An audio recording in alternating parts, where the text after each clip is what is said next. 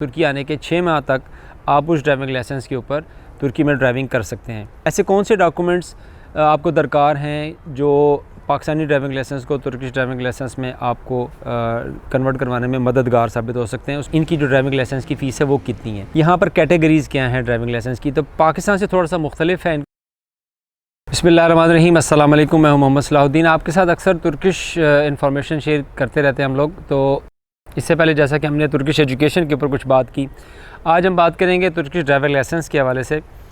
बहुत से ऐसे दोस्त जो पाकिस्तानी ड्राइविंग लाइसेंस रखते हैं और तुर्की आने के बाद ये सवाल करते हैं कि क्या हम उस ड्राइविंग लाइसेंस पे तुर्की में ड्राइविंग कर सकते हैं या नहीं। और एक सवाल ये होता है कि क्या उस ड्राइविंग लाइसेंस को तुर्की में कन्वर्ट करवाया जा सकता है या नहीं।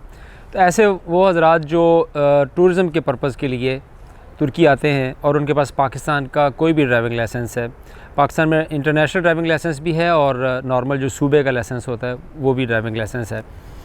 तो तुर्की में मैं आपको ये बता दूं कि दोनों ड्राइविंग लाइसेंस आप के लिए वैलिड हैं और आप जब तुर्की एंटर होते हैं तो तुर्की आने के 6 माह तक आप उस ड्राइविंग लाइसेंस के ऊपर तुर्की में ड्राइविंग कर सकते हैं। एक तो ये इन्फॉर्मेशन थी कि क्या उस ड्राइविंग लाइसेंस पे यहाँ पर ड्राइविंग हो सकती है, तो 6 माह तक आप उस पर ड्राइविंग कर सकते हैं। दूसरा अहम सवाल कि जो लोग यहाँ पर रेजिडेंस कार्ड ले चुके हैं, यहाँ रिहाइश पजीर हैं, फैमिलीज़ के साथ रह रहे हैं, या स्टूडेंट्स हैं, या ऐसे बिज़नेसमैन जो रेजिडेंस कार्ड रखते हैं और उनका पाकिस्तान आना जाना रहता है, तो उनके लिए ये इन्फॉर्मेशन कि वो अपने पाकिस्तानी ड्राइविंग लाइसेंस को तुर्की के ड्राइविंग लाइसेंस में कैसे कन्वर्ट करवाएं, उसके लिए एक प्रोसीजर है जो मैं आपके साथ आज शेयर करूंगा। उसमें सबसे पहले जो इन्फॉर्मेशन है वो डॉक्यूमेंट्स हैं। ऐसे कौन से डॉक्यूमेंट्स आपको दरकार हैं जो पाकिस्तानी ड्राइविंग लाइसेंस को तुर्किश ड्राइविंग लाइसेंस में आपको कन्वर्ट करवाने में मददगार साबित हो सकते हैं। उसमें सबसे पहले जो चीज़ है वो आपके पास कोई भी एजुकेशनल डॉक्यूमेंट होना चाहिए। आपके पास मैट्रिक, इंटर या बैचलर्स की डिग्री हो, आपके पास पाकिस्तान का वैलिड ड्राइविंग लाइसेंस हो, आपके पास तुर्की का रेजिडेंस कार्ड हो। अगर ये चीज़ें आपके पास मौजूद हैं तो सबसे पहला स्टेप आपका ये होगा कि आप नफूस मुदल्लु के दफ्तर जाएंगे।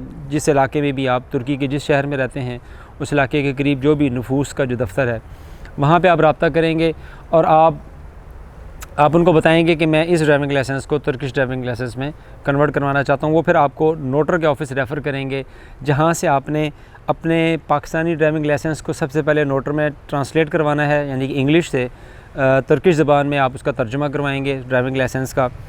आप अपनी उस एजुकेशनल डिग्री का जो आपने डिग्री प्रोवाइड की है वो ओरिजिनल आपको चाहिए होगी, फ़ोटोकॉपी ये एक्सेप्ट नहीं करते। आप ओरिजिनल डिग्री लेकर जाएंगे नोटर के दफ्तर, वहाँ आप अपनी उस एजुकेशनल डिग्री को तुर्किश ज़बान में ट्रांसलेट करवाएंगे और उसको भी नोटर करवाएंगे।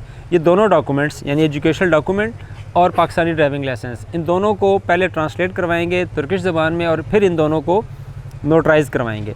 ये दोनों चीज़ें नोटर होने के बाद आप इसके साथ अपना पाकिस्तानी ड्राइविंग लाइसेंस की कलर कॉपी और अपनी इकामत जो आपके पास तुर्किश रेजिडेंस कार्ड है आप उसकी कलर कॉपी, तो 2 डॉक्यूमेंट्स की कलर कॉपी यानी आपकी TRC की कलर कॉपी और आपके पाकिस्तानी ड्राइविंग लाइसेंस की कलर कॉपी, ये 2 कलर कॉपीज़ प्लस वो जो 2 डॉक्यूमेंट्स जो आपने नोटर करवा कर अटैच करवाए थे, ये चारों चीज़ें लेकर आप नफूस मुदल्लु के दफ्तर जाएंगे, जहाँ वो ये चारों डॉक्यूमेंट्स आपसे लेने के बाद ओरिजिनल डिग्री भी देखेंगे, ओरिजिनल डिग्री आपको वापस कर देंगे। वो 4 डॉक्यूमेंट्स वो अपने पास रखेंगे और आपसे एक फ़ॉर्म फिल करवा लेंगे जिस पे आप ये इन्फॉर्मेशन देंगे कि मैंने जितनी भी चीज़ें प्रोवाइड की हैं आपको वो सब जेन्युइन हैं और वो ठीक हैं, और आपका वो कॉन्टैक्ट नंबर सेव कर लेंगे। जिसके तकरीबन 3 से 4 हफ़्ते के बाद आपको नफूस के दफ्तर से कॉल आएगी कि आपका ड्राइविंग लाइसेंस वेरीफाई हो गया है। अब वेरिफिकेशन का एक आपको स्टेप बता दूं, जब आप नफूस के दफ्तर में ये तमाम डॉक्यूमेंट्स प्रोवाइड करके आते हैं तो वो आपके उन डॉक्यूमेंट्स को पाकिस्तान में ईमेल करते हैं और ईमेल करने के बाद जो ड्राइविंग लाइसेंस की अथॉरिटीज़ हैं पाकिस्तान में उनसे उसकी मालूमात लेते हैं कि आया ये ड्राइविंग लाइसेंस जेन्युइन है और वैलिड है या नहीं। अब ये पाकिस्तानी उस ऑफ़िस पर डिपेंड करता है वो कितना जल्दी इनको जवाब देते हैं। जैसे ही वो उस ईमेल का जवाब आ जाता है और आपका ड्राइविंग लाइसेंस वेरीफाई हो जाता है, आपको नफूस मुदल्लु से कॉल आती है अगले स्टेप पे काम करने के लिए। अगले स्टेप्स क्या हैं वो मैं आपको बताता हूँ। जब आपका पाकिस्तान से ड्राइविंग लाइसेंस अप्रूव्ड या वेरीफाइड हो जाता है उसके बाद नफूस मुदल्लु आपसे कुछ चीज़ें मज़ीद डिमांड करता है। उसमें आपका मेडिकल एग्ज़ामिनेशन यानी कि आपका मेडिकल और आपकी 4 तस्वीरें, और इसके अलावा आपसे PTT की फ़ीस, जिसको ड्राइविंग लाइसेंस फ़ीस जहाँ पाकिस्तान में जैसे डाखाना है, इसी तरह तुर्किश में जो इनका जो डाखाना है उसको PTT का दफ्तर बोला जाता है। जो लोग जहाँ रहते हैं उनके लम्बे होगा। तो नफूस मुद्दलू आपसे कहता है कि आप अपना मेडिकल करवाएं, अपनी 4 तस्वीरें प्रोवाइड करें और अपनी PTT में फ़ीस डिपॉज़िट करवाएं। यहाँ एक अहम सवाल कि तुर्की में ड्राइविंग लाइसेंस कन्वर्ट करवाने की इनकी जो ड्राइविंग लाइसेंस की फ़ीस है वो कितनी है।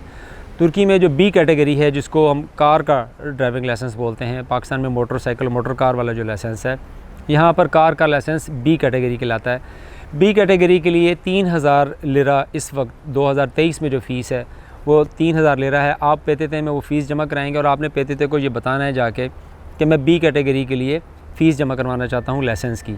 आपसे वो फ़ीस लेके आपको ओरिजिनल रसीद दे देंगे। अब आप वो ओरिजिनल रसीद, अपना मेडिकल और अपनी तस्वीरें लेकर नफूस मुद्दलू में दोबारा सबमिट करवा देंगे, जिसके बाद आपका अगला प्रोसेस स्टार्ट हो जाएगा जो कि तुर्किश ड्राइविंग लाइसेंस है। आपको 1 माह के पीरियड के अंदर तकरीबन वो ड्राइविंग लाइसेंस मिलकर आ जाएगा। यहाँ एक सवाल और अक्सर दोस्त पूछते हैं कि यहाँ पर कैटेगरीज़ क्या हैं ड्राइविंग लाइसेंस की। तो पाकिस्तान से थोड़ा सा मुख्तलिफ है इनका ड्राइविंग लाइसेंस का जो डिपार्टमेंट है और उनके जो रूल्स हैं।